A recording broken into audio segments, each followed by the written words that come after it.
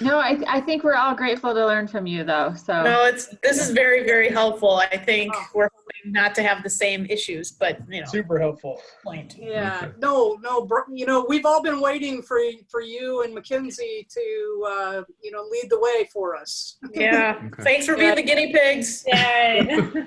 Yeah, as we used to say in my old job, you're on the bleeding edge. Mm-hmm. So JD, what was your question about? So yes, muting. Yeah. So only the host or co-host can go in and mute people in the breakout rooms. Okay. Yeah. And you can only have one co-host. So if you're Right. utilizing Zoom, it's one host and one co-host, and that's it. But your The problem- co-host can jump into a breakout room and mute people. So here's the other thing. With breakout rooms, the host is the only one who has full control. So a co-host can't jump into any room they want. They have to communicate to the host, I need you to assign me into now this group. So I had to manually, I could put any person in any group. And if I put them in a group, I can put them in a different group if I wanted to. So that's what I did with my co-host. I was like, all right, now I'm going to put you in this group. And now I'm going to send you in this group. And they were the person that went in all the groups. And I stayed in the main page. So when kids came in late, I were able to admit them and put them into the room that they needed to go into. Okay. Yeah. I will also say outside of breakout rooms, just in general, I had a lot of issues with the muting function. Like we had done mute all, like we went in the back end with our settings and did the mute all function. We did unclicked, allowing them to unmute themselves. And there's a glitch in the system of you can have settings for your meeting if you do a pre-meeting scheduled. And then if you have your Zoom settings, those can contradict yourself. And if they contradict themselves somehow, there's a glitch in the system where it allows them to unmute or to be muted and they can't unmute themselves. So you got to be really careful to make sure whatever settings that you created for that one particular meeting is not going to contradict your other ones. There was a lot of technical things, but overall, I'm very proud that we didn't have any issues. The kids really behaved. We told them constantly, you guys got to be really quiet. Not flagpole, but campfire is really difficult because we didn't want everyone to be unmuted because we thought it was too big of a liability for some random kid to scream out something inappropriate. So it was like, I rather control who we do. So we asked them, hey, raise your hand if you want to sing the song with, our counselor Dash. So people would raise their hands and then I would manually unmute about 5 of them. But even with that, it sounded horrible. it wasn't the same. Campfire did not have that same thing. So what we're doing tonight's our closing campfire. So we recorded a good number of our songs now, and we're going to screen share. So it's going to be a blend of more pre-recorded videos that we will screen share and live videos. But it was really hard to find that balance between camper participation and it coming across as a thing that everyone enjoyed watching and participating in. So let me ask you a question.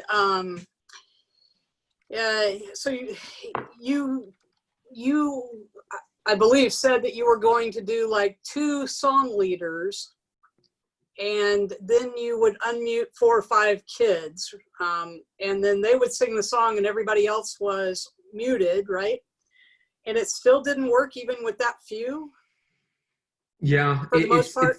It's the delay. There's such a delay within people's internet, and then add on the fact that people have so much background noise is that sometimes when I would unmute a kid, I would hear everything else in their house going on. So you heard moms. I will say, and I will be very honest, and this is being recorded, we did have one issue this week. And that one issue was not from any of my campers. I'm very proud of all the campers for the amazing work that they've done. It was from a parent who dropped the F-bomb in the background when a kid was unmiked, but it was in a breakout room and not everyone heard it. But I had a few counselors saying, oh, so-and-so's mom said something. So again, you can't control everything. I've not heard any complaints from our parents. It was just one thing that didn't come from our camp. But again, they're in their home environment. Another thing that we had related to Zoom that was borderline inappropriate. Some of our campers live in some very hot places in California, So they showed up without our boys showed up without a t-shirt. And it was a conversation of like, is this appropriate or is this not appropriate? And we had to really weigh that. And for our younger kids, it was like, it's not intentional. Like they're just like running around and it's hot. So it was a really hard decision to be like, how do we treat that? And we tried to jokingly say, hey, where's your t-shirt at? But it was something that was like a consideration as we moved forward. Wow. Yeah, so I don't know if that'll be a problem for our Alaska kids, but it might be for our Southern Oregon ones. So I think we'll just put up a sign that says shirts required. Never would have thought about that one, Daniel. Daniel, what was your recommendation about sorting the kids into breakout rooms? So there's an option for you to do it ahead of time. So to pre-do it. And then my other thing was, I mentioned before, we did not do t-shirts this year because of the size of the kids and the shirt maybe not fitting them or us not being able to get enough of quantity. So we decided to do hats. So each age group that we had a different color hat. So if we weren't able to pre-load them, and we didn't have that ability this year or the luxury. So I had to ask them to put their age group in their name when they logged in. And then I asked them to wear their hat. So if I saw a yellow hat, I knew that they were going to be a buckaroo. So I would put them in the buckaroo room. And that helped out and cut out. And then my co-host was able to rename. So what she would go, she had the list of all of our kids' names and what age groups they were in. So she would rename them, and then I would put them in the breakout room. So we split the workload so that she took care of that part. I took care of the part of putting them in the room. So Daniel, you mentioned something about preloading the campers based on an email. You didn't use a CSV file? Because that's the only thing I saw that Zoom said you could use to do that. Yeah, I think it's based off, it's still their email that you're using, but you're just using an Excel file that you have preloaded with all their information at one time. So you're not manually entering it in. The problem, I'm not sure how Zoom does that. Again, we weren't able to take advantage of that. So I don't know if that actually, how effective that is, because I know that a lot of our parents, again, we say, do you have this? And then they use something else. So I thought a lot of them were going to utilize, and we recommended computers because the computer format is a lot easier, but a lot of them actually went with the tablet and the phone.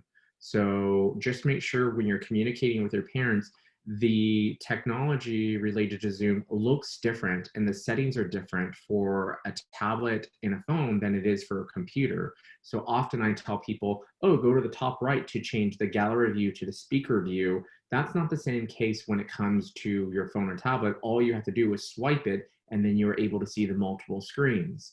There were some other features that I learned about along the way. There's something called Spotlight. So if you want to have the voice of someone, but you don't want it to be in speaker view, but you want one picture, it's called Spotlight. So if you are doing a campfire, one of the things you may want to consider is doing a spotlight of a natural campfire going on, or whoever your host is, and then allow someone to sing along. So you still see that one image, but then you can hear other people communicating and talking without it. I did find the pre-recorded videos for Zoom to be very helpful. We did run into an issue related to our movie night. So do not purchase movies on Apple TV because there is they understand what you're doing when it comes to Zoom. So it blacked out my screen. So 30 minutes before I was supposed to go live with our movie night, it was not showing up. It like it caught on to everything that was going on. So I had to rebuy it on Amazon. So Amazon works. And I think we also purchased it on YouTube, and I just rented the movie. So you don't even have to buy it. We were going to do like a hard copy so that there would be no buffering. The thing with doing this though, the quality is not there. So just be prepared for your parents and for those who have bad internet, it's not going to be a very clean. My volume was like on max on my computer as I was showing this, but basically it's playing on your computer, and then Zoom is taking what's on your computer, and there's a delay. So the audio is slightly delayed. It's a lower volume in audio, and the picture isn't super clear. At the end of the day, I'm hoping that we never have to do virtual camp again.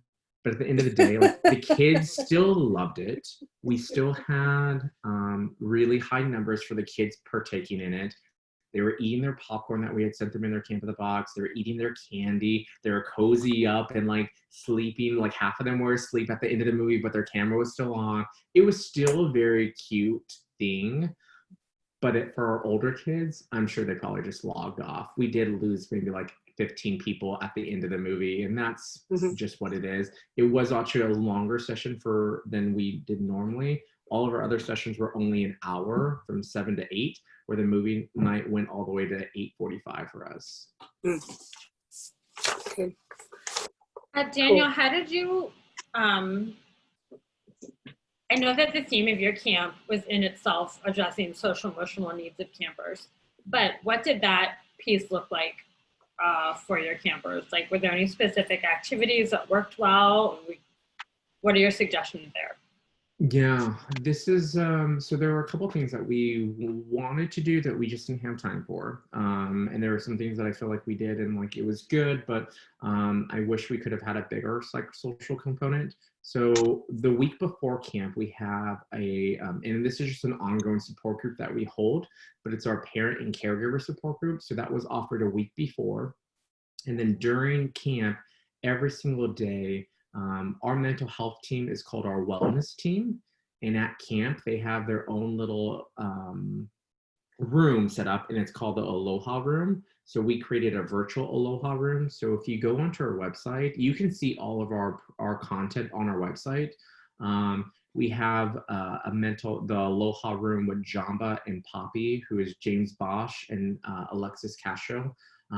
Alexis is a child life therapist, and James is a MFT. They talked about the emotion of the day. So they broke down every single day. Our main theme was Inside Out, with the emotions that are the characters. And then they broke every single day to talk about that emotion. So they started with anger, and it gave some mental health tips related. And then they had about like 4 or 5 handouts that they thought were just really good that we hyperlinked onto our website. And then parents can download those and read them and use them as additional resources. So that was our component in terms of psychosocial. We really wanted to do a support group during camp, but we really found a hard time finding the placement for it, and really getting enough of the structure around it. If we had more time, if camp was like a week away, we probably would have implemented in during the week, and it probably would have been for just like an optional thing that people can just sign up for and be a part of. We're doing I think offering twice in the week optional share your story type seminar, but I was just wondering how, like, we're trying to obviously get kids involved and don't want to lose them, but I'm trying to be like sneaky, or not sneaky, but like Kristen, I'm sure you know what I'm talking about, like social emotional education without it being super obvious that it's So you want to be social-emotional therapeutic without the Therapeutic. kids feeling therapized. therapeutic. Yeah. So I'm going to spend some time next week, like doing some age appropriate stuff for the different cabins. But yeah, I was just wondering if you had any like specific recommendations. We also, our arts and craft director, her name's Sadie Wilcox. She's a burn survivor. She's amazing. Like, I can't speak more highly of her, and she's offered her services for anyone in IABC if they want to take any of her videos, that she will edit it out to have our name and our logo and everything in it. But she has her master's in fine art, and she's an artist in residency at a children's hospital on the oncology ward. So a lot of her arts and craft projects were very intentional on tapping into psychosocial components in an art fashion. So she picked some very deliberate pieces, and then in her videos, she really tried to tap into talking a little about those. But again, it wasn't very intentional. It was very like, you can't even pick it up if you were a kid, I think. She also just has a very calming voice. One of our kids is like, I just feel really good when Phoenix does arts and crafts. I feel real good. And like, that's Sadie.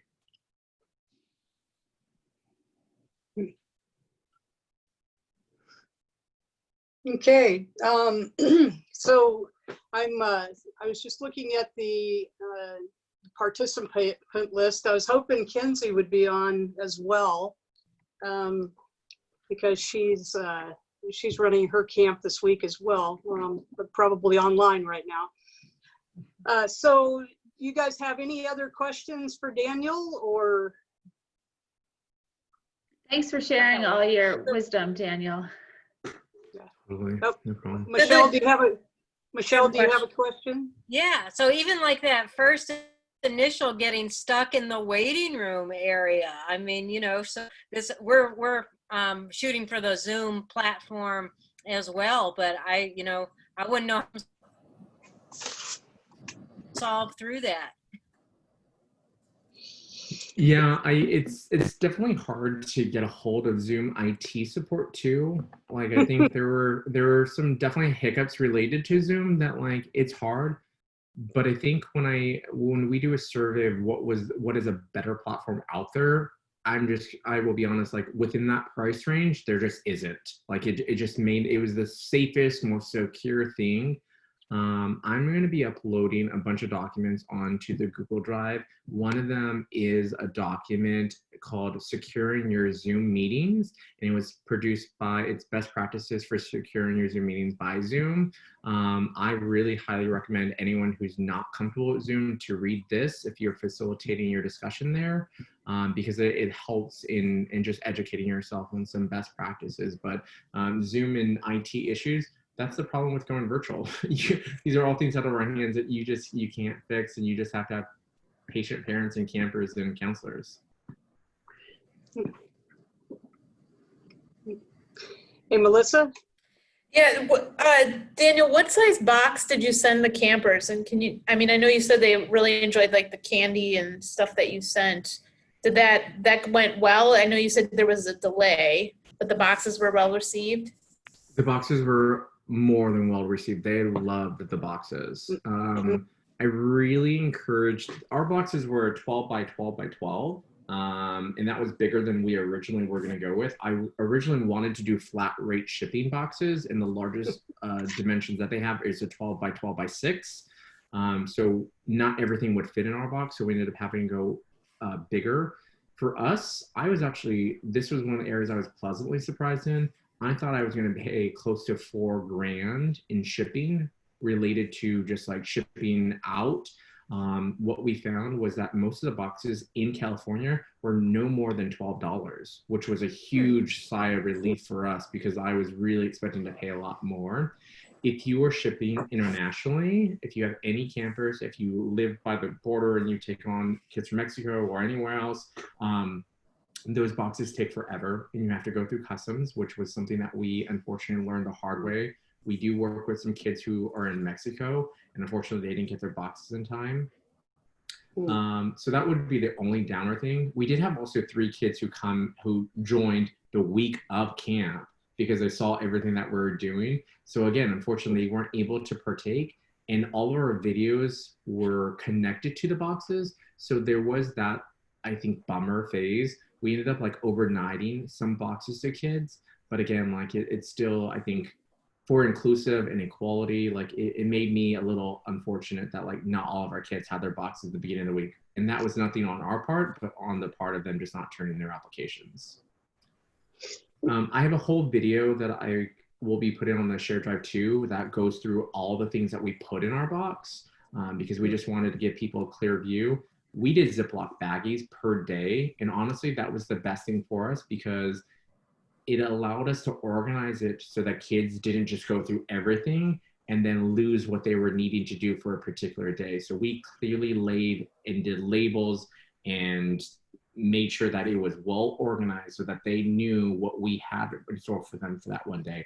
And then our director message went through that bag and said, this is what is in your bag for today, from the snack to the arts and crafts project to everything that we had done. So they knew what we had in store for them. Hey, Daniel, you said you paid about $12 a pop for in state. Did you use UPS or USPS? USPS. USPS. USPS was definitely cheaper than UPS. And our box is 12 by 12 by 12. It's a 50 weight limit. So if you can jam it in there, 50 pounds, I think it was the max for it. And that comes with a $50 insurance too. Okay. So we did have some campers who luckily we saved our receipts, and we had campers who didn't receive their boxes on the Friday before camp, and we had to look at the tracking, which wasn't a very long receipt. And by the way, it doesn't give their address, it just gives the city in which the box was dropped off to. So I had to find all the boxes that were sent to San Jose, California, and there was 5 of them, and I had to track all 5 of those in that long receipt to find. All of those boxes were delivered, but yet my camper never got it. So therefore it was stolen off their porch. And we had probably about 5 cases of this. So it was really good to have that insurance, because now we put in a claim and we'll get $50 back per box. That's not the value of our box, but still it's something back to the organization so that we're not completely losing money. And I know a lot of people are using like labels or stickers. I would just say I would reinforce those stickers or any labels that you're putting on your box with tape, because we were driving down the road to the post office with 138 large boxes at one time, and our stickers are flying off all of our boxes. So make sure if you're going to put something on your box is that you just put a layer of tape on it to secure it so it doesn't fall off, because we had cute stickers of like our mascot Champy and do not open this box until this date, and some of them unfortunately we had to replace and put tape over because they were just falling off. Okay, great. Well, I'll just let you know, our box is a little bigger than that, probably going to be a little more than $12. We're going with 24 by 18 by 18, but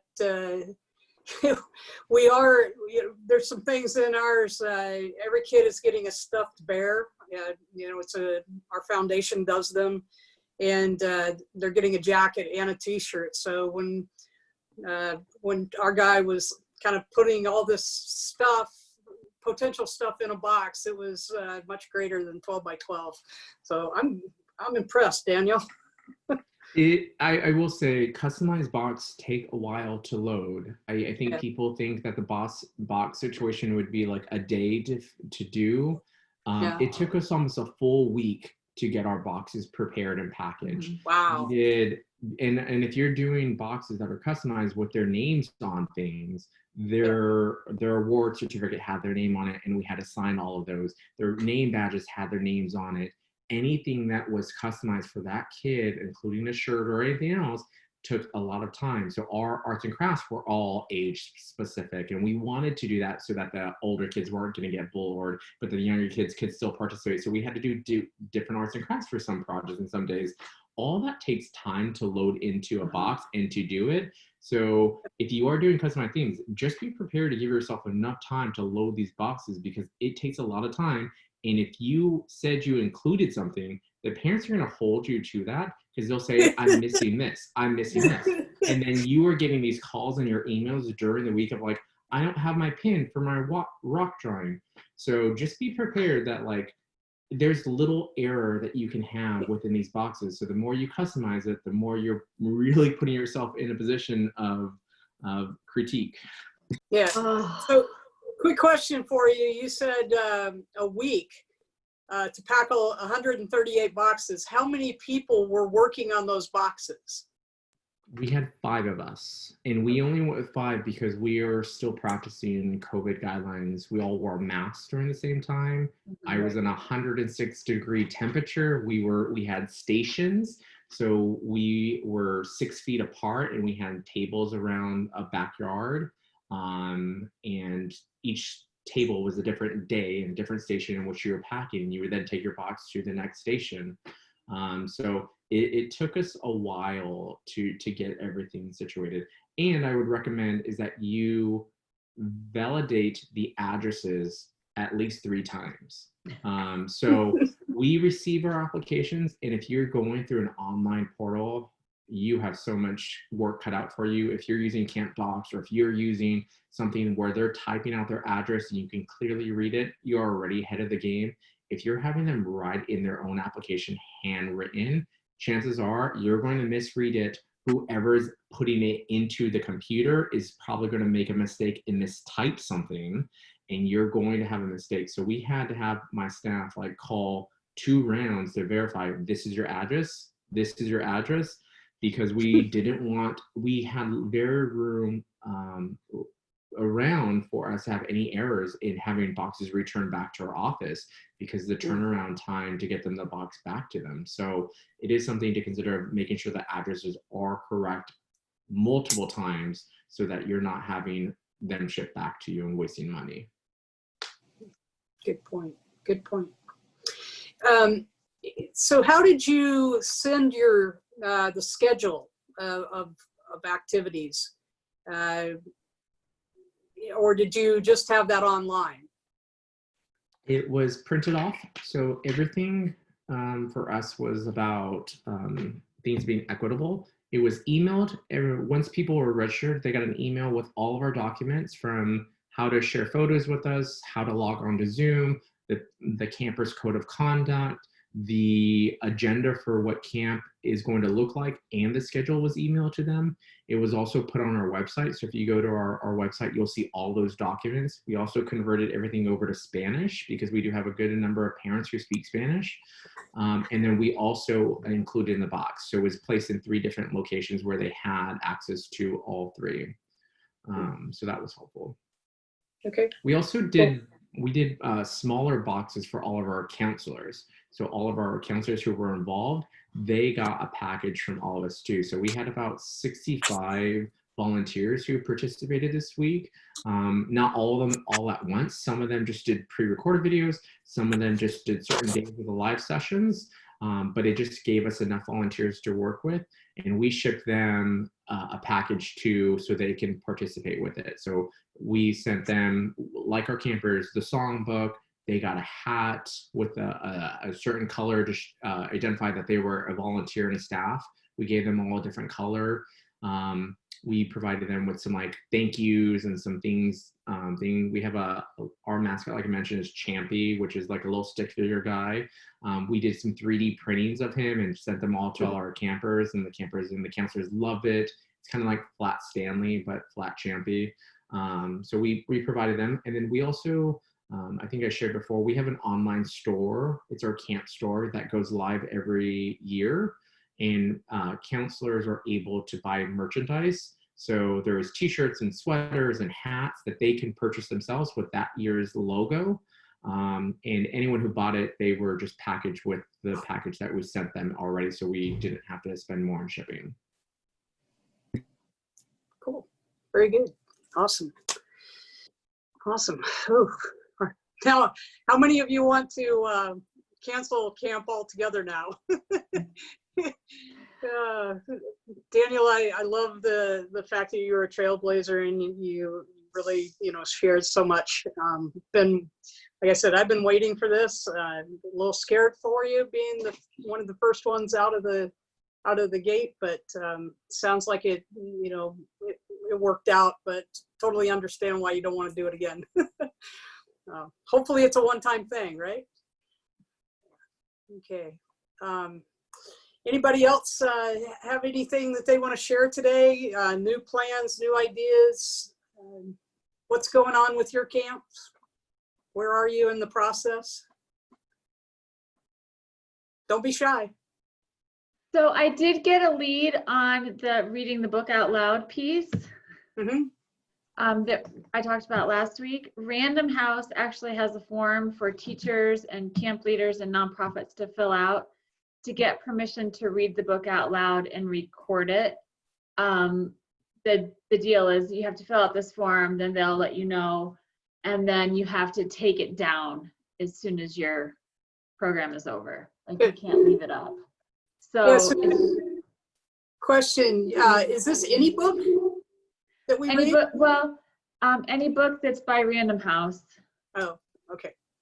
I mean, I think a lot of us have been doing like bedtime stories and things that we're reading. And I have not gotten permission for every one of those bedtime stories that my counselors are reading out loud. But for my book club program with camp, since it's an online program through the university was really strict about you have to follow that kind of information ethics. And yeah, this is kind of the way that we could work with it. So just so everybody knows, their Random House does have a form. It's just right on their website. Okay. I'm on Were their you web- able? Oh, go ahead. I'm on their website right now. Can you mail us, just email us the link if you have access to Yeah, it? let me look for it while we're on here. Yes. Okay. Great. Yeah, I didn't even think about that. We think about it with movies and songs and such, but wow, I had never thought that you couldn't read a book online, especially a children's book. So, yeah, okay. Something to think about. Very good. And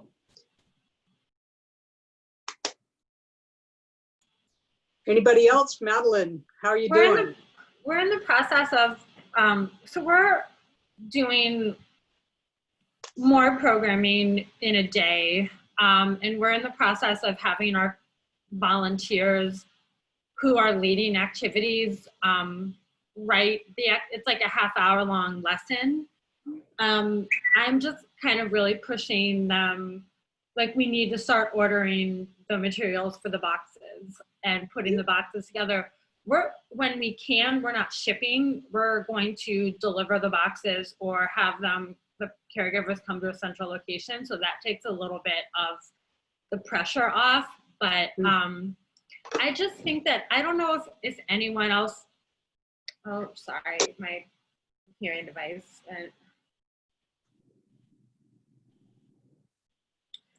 I don't know if anyone else is experiencing, like, my volunteers seem to be really struggling with, like, they don't know what to do.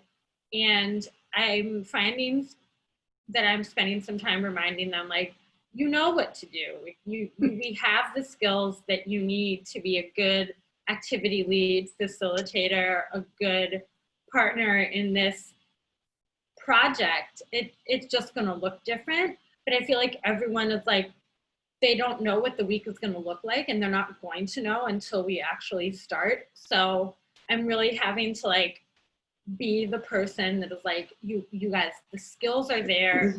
We've been doing this for years. It's not very different. I mean, it is very different, but everyone's like, I don't know how to engage young people, but you do every year. And I've kind of been really being the booster of, this is a great group of people, and it's gonna be okay.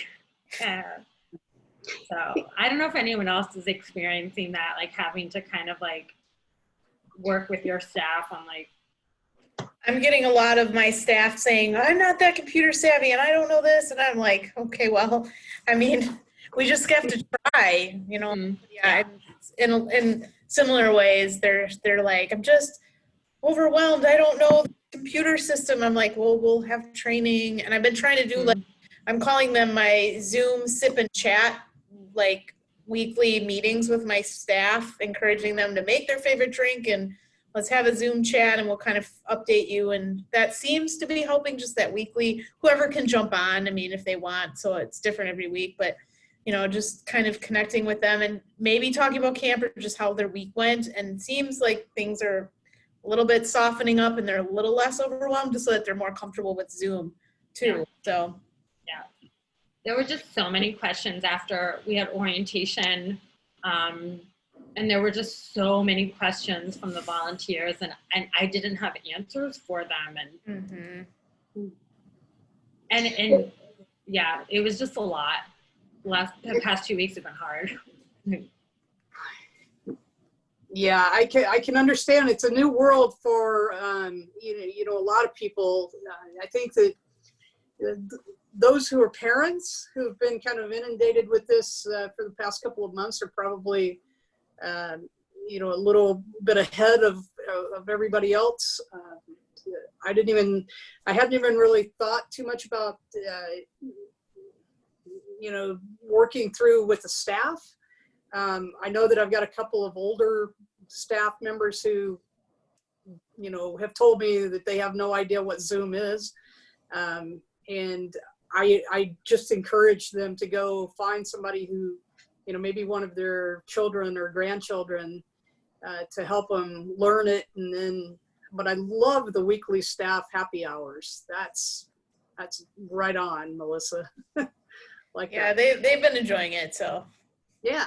They don't have to drive anywhere, so. Exactly.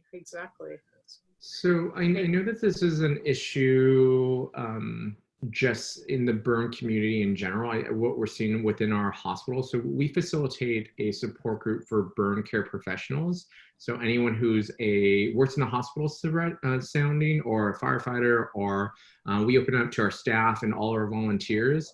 And this feeling of helplessness and this feeling of just like, I'm always the positive person and what do I do? And I think what we're seeing within our staff and just within the burn community is that our kids and our families look to us to be the source of strength and like go-to, but many of our volunteers and many of the people are feeling hopeless or helpless themselves. So it's really hard for them to now transition to be a support when they don't have the support or they don't have the self-care they need to. So what I wish I would have been able to do with my staff early on was have a support group with them, and maybe not call it support group because many of our volunteers may not prescribe to that notion, but have a discussion and talk with them and facilitate a conversation on the grieving of camp. Because I think that was the biggest hurdle for a lot of them, was that they were grieving camp was not going to be the same. So they would throw out things of like, I'm not tech savvy, or like, I just can't do this anymore. But all these are just excuses that are a bigger thing of really they're just upset and they don't know how to express their disappointment or their grief related to camp not being the way it was. And these are the same feelings that our campers are feeling. So being able to communicate that with our staff and saying, hey, we get it and let's talk about it. And after we talk about it and express our feelings, now I'm going to give you practical things in what you can do. So when we were able to give them, I need you to make me a 30-second video saying hi to all of the campers, or I need you to make a dance video of this 2-minute to this song. It gave them a tangible thing that they could do, that then they were able to channel those feelings and be like, okay, I can do this. This I can do.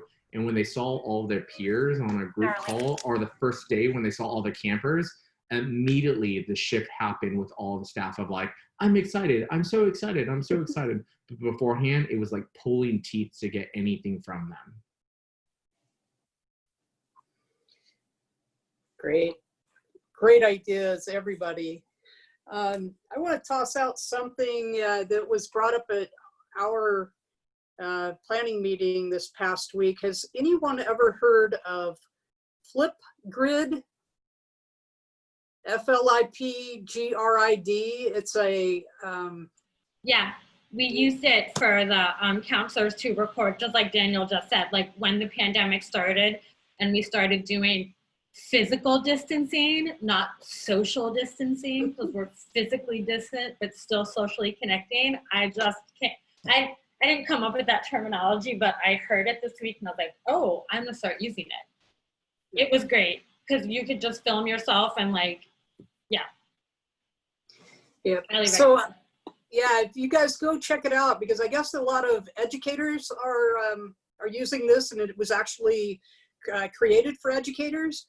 But it's pretty cool because once you have an account and you give that information out to your campers or your staff or whoever, they don't need to have an account. They can just join that Flipgrid, and it's pretty cool. So I'm glad somebody else knows about it, Madeline. I might be calling you to pick your brain. That's okay. Okay. I was going to mention something real quickly, if I can. Our camp is coming up in next month, and took a lot of information from what Daniel has been doing in the planning, and everyone has been planning. So what we did to start is first of all, we didn't send a letter to the families telling them that camp was being canceled. So we did a video message that was about 3 minutes long, and I had to come up with the dialogue because our volunteers couldn't figure out what to say and what to do. So I created a very simple, consistent message across that says, we're not canceling camp, we're just changing it up a bit. We're just gonna do something different. Camp is still on, but we're gonna go virtual instead. And so I had everyone kind of dump their stuff into an iMovie, and I used, again, Daniel's recommendation. It was so easy on Apple. And we cut and pasted about 6 or 7 different counselors that had the opportunity to record themselves and explain that we're not canceling camp, we're just gonna do something different. And these are the reasons why it's gonna be even better this year, because next year we're gonna go back to our camp, but this year it's gonna be even great because we're doing it virtually. And then we gave little tips as to why, like, you don't have to get up at the crack of dawn, and you don't have to, you know, you can do your own arts and crafts at your own pace, and you get to have your families come in now and hang out with you for a little bit. So we made it a very positive spin on that. That translated into the attitude of the volunteers as well. And so we ended up, I asked them, what do you think that you would like to see done, and who would like to record it? And they all kind of picked their own thing. I think we had a few, like, there's 2 gals that are gonna do solar s'mores. So we just got to throw the s'mores in there, but they're gonna do a solar project, a solar s'mores. And then one is ice cream in a bag. And then the other one was Rice Krispie treats, but it doesn't require melting marshmallows. We're using it with the marshmallow fluff, which we can buy a jar of fluff, and we're just going to include that. So they got all excited about that. And then when we ran out of activities, I had everyone tell me, because a lot of our volunteers or firefighters or first responders, is that they did a 3-minute video on a station tour and what it is that they do, why they're important in the community, etc. But it gives them an opportunity to talk about themselves in a different light, but also it made them comfortable to start, because it's easier to talk about something that you know than to try and figure out what to say about something you're not sure yet. So that kind of broke the ice. Once they did that, they were able to do the other activities, and I got should be getting a library full of video content. And so that was how we were going to do the video library. And then for the week of that 1 hour, again, we're going to stick with Daniel's recommendation, was doing it in the evening. We actually called all the families. They're going to be available to come on from 6 to 7, about 7:30. We're not going to do a campfire, but we're going to do a dance night and a dance party. And so the dance party is a friend of ours has a platform. It's Level Up California. They do dance parties on YouTube. That's the only time that we're going to go off of Zoom, because Zoom doesn't have the platform for this music and everyone being able to come in together. So they have a private YouTube platform that they can use. They'll share the information with us, and then we would then allow the kids to come in. I think they have up to 100 people that can join in. They can send requests through their chats.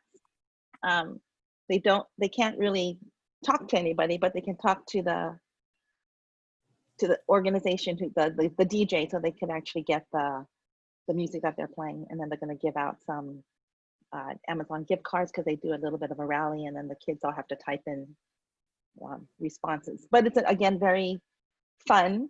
Doesn't require them to really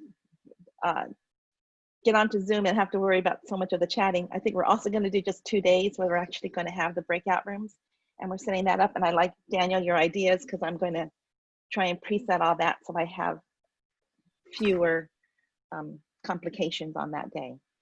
But that's how we're going to be running our camp this year so far. And if everything works the way I'm imagining it, it should be good for this year until we go back to our in-person next year. Okay. Awesome. I love that. That's the first time I've heard of anybody scheduling a dance party. So let me make sure I'm clear on this. Level Up is a group that is going to host this for you. Is that right? Yes, they call themselves a professional they're like event planners. They Uh-huh. do special events. They do weddings and bar mitzvahs and other events, but because they can't do in person, they've been doing things online.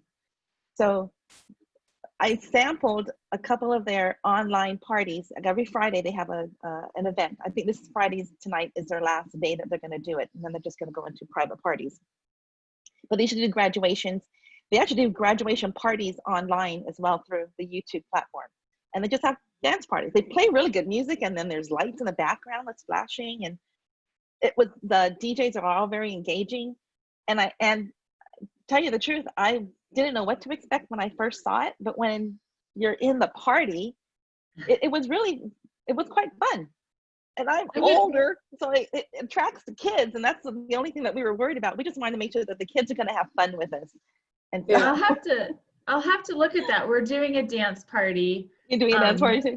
Yeah, but I haven't looked at the Level Up, so I'll have to. Yeah. One of our counselors is really into EDM, and he travels around the country going to these EDM festivals. And he, the past couple of years, has been like, all right, our dance party night is just, we don't have the right lights, but so he's got a light collection. So he had already planned on like hosting our dance party this year, and so he's trying to figure out how to transfer it to online. So I'll tell him to look at Level Up for some ideas. Yeah. Hey, Leilani, do they have a website? And if so, I found them on, it's levelupcalifornia.com. levelupcalifornia.com. Yeah, I think that's their website. They Can you just share that in chat, Leilani? okay, let me see if I can make sure I got the right address.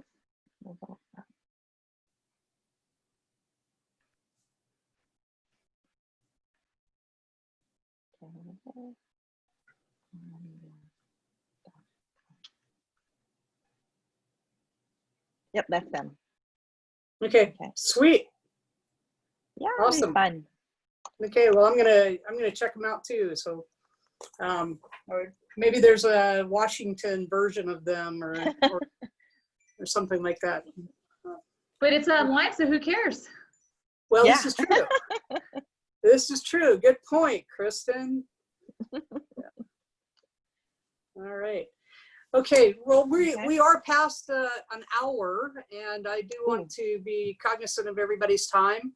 Any other shares before we take off for the day and start our weekend? I wanted to say that I did get an email. I'm not sure who else got this email from Avita, but Karen from Avita has been emailing camps, and they are still wanting to support the Camp in the Box. Avita was a part of the IABC was awesome this week. So if you miss it, you should contact the ABA, because we are part of a 2-hour special interest group presentation that happened. And Avita was a part of that presentation, and they saw it and they said, oh, we would love to help out camps and do Camp in a Box. So they're supplying headlamps. So I talked to Karen and I said, we would love to make sure that every of our IBC members gets this. So I sent her the membership list. So whoever is your contact for your camp will be receiving an email from Karen. If you don't get an email from Karen, let me know so I can communicate who your correct contact person is. But they are supplying headlamps for all of your campers. So that's an awesome supply. And We already worked out how many and when we need them by. Yeah, it's really easy. All you have to tell is how many, where to ship them to, and when you need them to. So it's they're awesome at providing that. And also the backpack company, backpacks can still come too. Yeah, so if you don't have a contact for Moliniki, let me know, or just send an email to the IA burn camps, because I do have several contacts there. I'm sure that they're still offering those backpacks. We actually told our Northwest representative that because it was Camp in the Box, and the box is only so big and it's already full, that we would look forward to them next year. But I think that they would still like to participate if you are willing to put that in your box. So, sorry, Daniel, I interrupted you too. No, that's perfect. You're totally fine. I was just going to say the other last thing was that Dr. Ruth Rimmer, who some of you may know, is helped in creating a online survey for virtual camps, and she was hoping to collect some data. So I've shared that with Kristen and Mackenzie, but if anyone is looking to do research at their camp, it is a quick 1 page and it's available in English and Spanish. And if you are I can provide Ruth's information, but the more camps are able to do it, especially if we're all doing a virtual camps, it's just a basic quick assessment of like in-person camp versus a virtual camp. We're hoping to collect some good information so that we can see and track what the progress and the effectiveness going on. So Madeline, I see you're interested. Yeah, so I also emailed. It's like I emailed her this week and I talked with her. I don't know what's going on. Yeah. Okay. Yeah, well, Yeah. great networking. I love it. So Daniel, do you think she'd be okay if we sent an email out to the membership and just offered that up to them and contact her, or if it's an online survey? It is an online survey. So what we worked on with her is she created the survey. We put it in our Camp in the Box, and we nailed it with a self-addressed envelope with a stamp on it. And then she also created it on a website. So the website right now is actually live, and you can check it out if you just want to see what it looks like. But I know she probably is going to want to work with each of you individually if you are going to do it, because she wants to customize it so you can have your own data set instead of it being all into one. But the website is burncampsurvey.com. And I will reach out to Ruth now and let her know that I mentioned it on this call and that there are a good majority be interested, and see if she can, if she would be fine with me disclosing her information to everyone, and that you can contact her separately and get connected on it, because I think it'd be great to track some of this data and this outcomes that we can find related to virtual burn camps. That'd be great. So burncampsurvey.com. Yeah, and then I also just put in the chat if anyone's interested in seeing the content that we produced this whole week. On our camp page, you'll see a bottom section that says virtual camp, and every single day is a new post. If you just click that post for that day, you'll see all the videos that we created for that particular day. If anyone's interested. Yeah, great. Thank you so much, Daniel. I can't tell you, it's I think you've taken a lot of anxiety off the table for everybody, that you survived, and you still have a smile on your face, and really appreciate you doing all that sharing. So anything else from anyone? Or, no? Good. Thank you all. Oh, Thank you. thank you guys. Thank you, Thank Bye, you. everyone. So have a great weekend. Hope it's going to be sunny where you are, and just stay healthy, stay safe, and have fun. All right. Thank Hey, you. guys. Bye. Yeah. Bye-bye.